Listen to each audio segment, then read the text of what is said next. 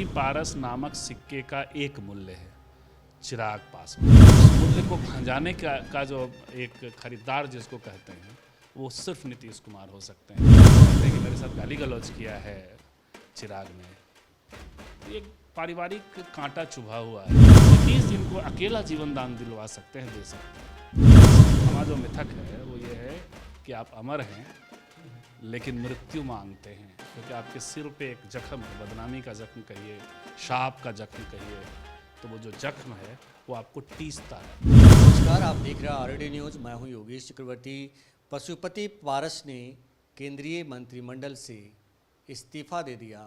उन्होंने इस्तीफे की वजह बताया है कि एनडीए में जिस तरह से सीटों की शेयरिंग की गई, ऐसे में हम नैतिकता के आधार पर एनडीए से बाहर जा रहे हैं, इसमें बने रहने का कोई औचित्य नहीं है। बार बार प्रधानमंत्री नरेंद्र मोदी के प्रति आस्था जता रहे पशुपति कुमार पारस एक तरह से अपमानित होकर एनडीए से बाहर निकले, क्योंकि जब वे प्रेस कॉन्फ्रेंस कर रहे थे तब उनके साथ 5 में से एक भी सांसद मौजूद नहीं थे। यही नहीं, कहा जा रहा है कि अब महागठबंधन में शामिल होंगे, लेकिन वहाँ भी रोड़ा लगा है। आरजेडी के एमएलसी सुनील सिंह ने उनके महागठबंधन ज्वाइन करने पर कहा है कि कूड़े कचरे को क्या हम अपने साथ ढोते रहेंगे? यही आरजेडी की प्राथमिकता है। मेरे हिसाब से आरजेडी को ऐसा नहीं करना चाहिए।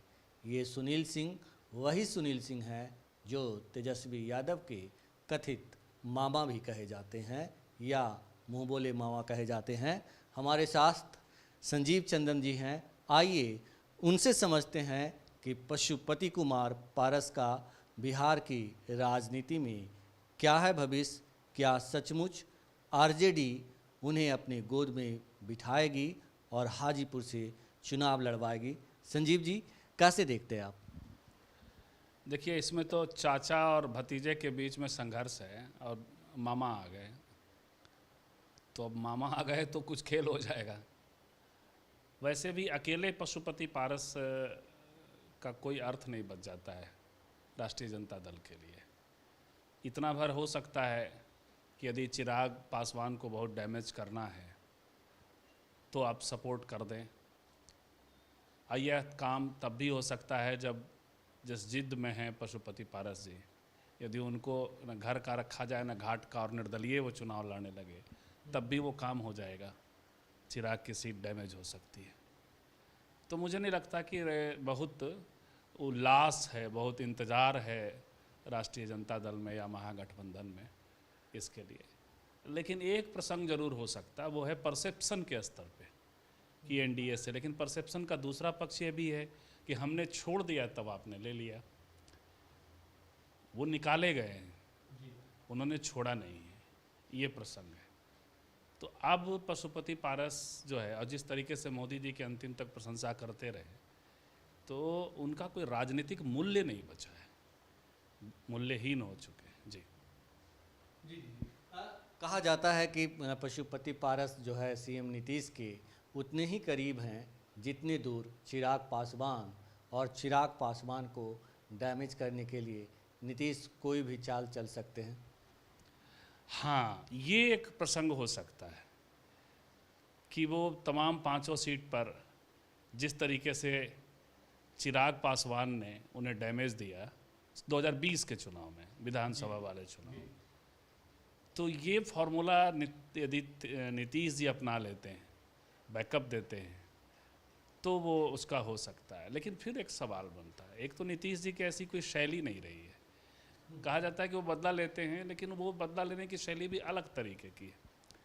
दूसरा, भारतीय जनता पार्टी की तरह उनके पास उतना पैसे भी कहाँ हैं। भारतीय जनता पार्टी चिराग पासवान के एक कैंडिडेट को, उन्होंने कैंडिडेट दिया था भाजपा, चिराग पासवान की पार्टी जहाँ जहाँ लड़ रही थी उसमें से अधिकांश कैंडिडेट बीजेपी के थे। बाद में वो वापस चले भी गए बीजेपी आरएसएस में। तो मुझे नहीं लगता कि वो नीतीश जी कोई ऐसा कोई फॉर्मूला करेंगे। पुश कर सकते हैं, आप अपने हिसाब से यदि उखल में सिर डालना है और डालेंगे ही वो, ये मैं जानता हूँ, क्योंकि ये उनके दिल का मामला है, मैं निजी तौर पे जानता हूँ। बहुत भावुक हो जाते हैं, वो कहते हैं कि मेरे साथ गाली गलौज किया है चिराग ने। तो ये पारिवारिक कांटा चुभा हुआ है। अब उस कांटे से नीतीश जी कुछ कर सकते हैं, लेकिन पिछली बार की तरह जैसे चिराग का इस्तेमाल बीजेपी ने किया, वैसा मुझे नहीं लगता। जिस तरह से पशुपति पारस एक तरह से नीतीश के ही इशारे पे पार्टी तोड़ करके बीजेपी में शामिल हुए या एनडीए में शामिल हुए और मंत्री बने, अब वो दूध में गिरे मक्खी की तरह निकाल कर फेंक दिए हैं। उनके साथ जो 5 और सांसद थे वो भी किनारा पकड़ लिए हैं, यहाँ तक कि उनका भतीजा जो एक और है प्रिंस राज, वो भी आज के प्रेस कॉन्फ्रेंस में नहीं थे। तो बाकी और लोगों का राजनीतिक भविष्य किस तरह से आप देखते हैं? कि राजनीति में आपका वजूद तभी तक रहता है जब तक आपका मूल्य हो, और यहाँ पशुपति पारस टाइमिंग के कारण अपना मूल्य खो चुके हैं। उतना बड़ा मास बेस भी नहीं है, सपोर्ट भी नहीं है। रामविलास जी की लेगेसी जो है वो चिराग पासवान के साथ जा रही है।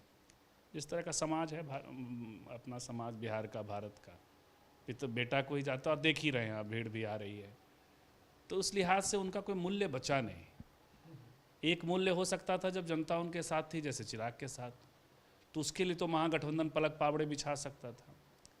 दूसरा मूल्य होता जब ये वहाँ सिटिंग होते, स्थितियाँ जब सब कुछ डिसाइड नहीं हुई होती, उन्हें निकाला नहीं गया होता और तब छोड़ते, तो एक मूल्य होता, तब परसेप्शनल मूल्य होता कि मंत्री ने छोड़ दिया, तब लिया जा सकता था।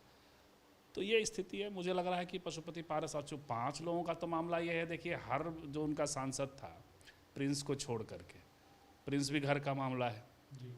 बाकी तो सीटों के हिसाब से जहाँ जीतने की स्थितियाँ थी, भारतीय जनता पार्टी उस समय साथ थी रामविलास जी के, रामविलास जी खुद थे उस वक्त, तो इस हिसाब से ये लोग थे। तो ये लोग अवसर के नेता है। सवाल है कि आपकी पार्टी की कोई विचारधारा होगी तब तो, अवसर से उपजी हुई पार्टी है तो ऐसे ही अवसरों पे खत्म हो जाती है। जी जी। क्या आपको लगता है कि महागठबंधन जो है पारस को जो है जीवन दान देगा?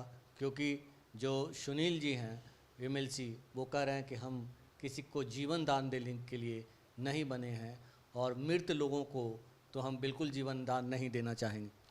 बिल्कुल, ये सवाल तो है ही ना। मैं तो वही तो कह रहा हूँ, मूल्य नहीं है। मूल्य तब होता है जब वो मंत्री रहते हुए कुछ कर गए होते। अभी भी आप मोदी जी की प्रशंसा किए नहीं आगा रहे हैं, तो आप किस काम के महागठबंधन के लिए? ये प्रसंग तो बनता है। ये ऐसा है। पशुपति पारस सब पुराने नेता हैं, क्या तैयारी है उनकी? हो सकता है कि तैयारी वही हो जो आप कह रहे हैं कि अपने कुछ कैंडिडेट हो सके, वो सांसद जो वो नेता जिन्होंने इनका साथ छोड़ा उनको नहीं, उनकी जगह किसी और को, और खुद खास करके हाजीपुर लड़े। हो सकता है कि नीतीश जी अकेले हाजीपुर को हर तरह से सपोर्ट कर दें इनको, ये सब हो सकता है बैकडोर से। तो नीतीश जी इनको अकेला जीवन दान दिलवा सकते हैं, दे सकते हैं, अदरवाइज महागठबंधन मुझे नहीं लग रहा। जी जी। संजीव जी, ये भी कहा जाता है कि चिराग पासवान और नीतीश कुमार भले ही एनडीए गठबंधन के हिस्सा हों, दो दल जो है वो एक साथ आ गया है, लेकिन दोनों का दिल नहीं मिला है और दोनों एक दूसरे के खिलाफ मतलब खंजर लेकर खड़ा है, जब मौका मिलेगा घोंप देगा। ये होगा बिहार विधानसभा के लिए, लेकिन जो दिल्ली का चुनाव है, जो सेंटर का जो रिजल्ट आएगा, वहाँ फिर जो समीकरण होंगे उसके अनुसार ही चीज़ें तय होंगी।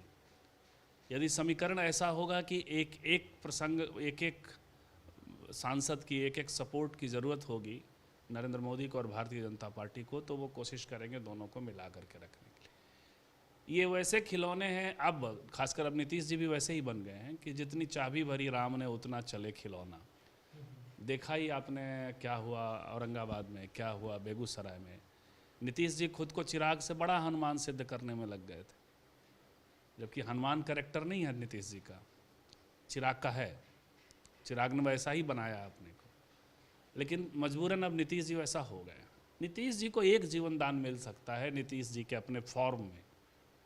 वो जीवन दान है कि जब मोदी जी 272 के नीचे गिर जाएं, तब नीतीश जी की एक फिर से पुनर्वापसी हो सकती है भारतीय राजनीति में, कुछ खेल करते हुए दिख सकते हैं, कुछ खेल करने की हैसियत में हो सकते हैं।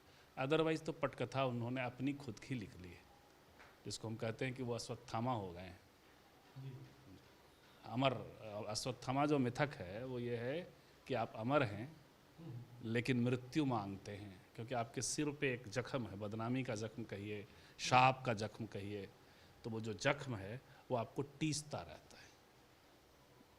तो एक तरह से पशुपति पारस बिहार की मौजूदा लोकसभा जो 40 सीट पे होने जा रही है उसको बहुत हद तक प्रभावित करने की क्षमता नहीं रखती। बिल्कुल नहीं रखते, और वो उस तरह से पता नहीं उनका फाइनेंशियल मैनेजमेंट कितना है, कितना सब जगह कर।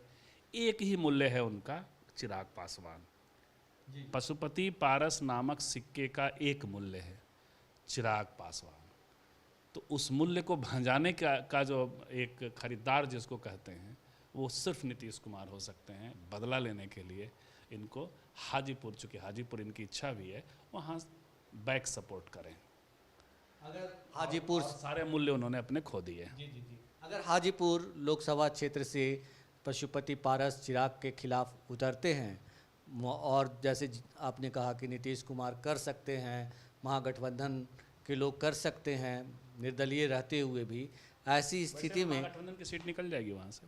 जी एकदम लगभग पासवान मत ऐसा नहीं है कि, क्योंकि सीजन्ड लीडर हैं वो, और वही चुनाव करते, चुनाव के तो मास्टर हैं पशुपति पारस। रामविलास जी देश दुनिया की राजनीति करते थे और उनका कंस्टिट्यूंसी तो यही संभालते थे। उम्मीद की लौ बची है पर बड़ी टक्कर देंगे यदि इस एक मूल्य को भंजाने की कोशिश कोई करेगा तो बड़ी टक्कर देंगे चिराग को, इसमें कोई दो मत, जान लगा देंगे। तो पशुपति पारस अपना मूल्य खो चुके हैं, बिहार की सियासत में कोई फैक्टर नहीं रखते, खास करके 2024 के लोकसभा चुनाव में। लेकिन जैसा कि संजीव चंदन जी ने कहा कि बस एक ही दाव उनके पास बचा है, वो है चिराग दाव। अगर महागठबंधन और नीतीश कुमार को वो मनाने में कामयाब हो जाते हैं तो हाजीपुर में चिराग की लौ को लड़खड़ा सकते हैं, फड़फड़ा सकते हैं और संजीव जी के मुताबिक बुझा भी सकते हैं। तो देखिए बिहार की सियासत में आगे क्या क्या होता है।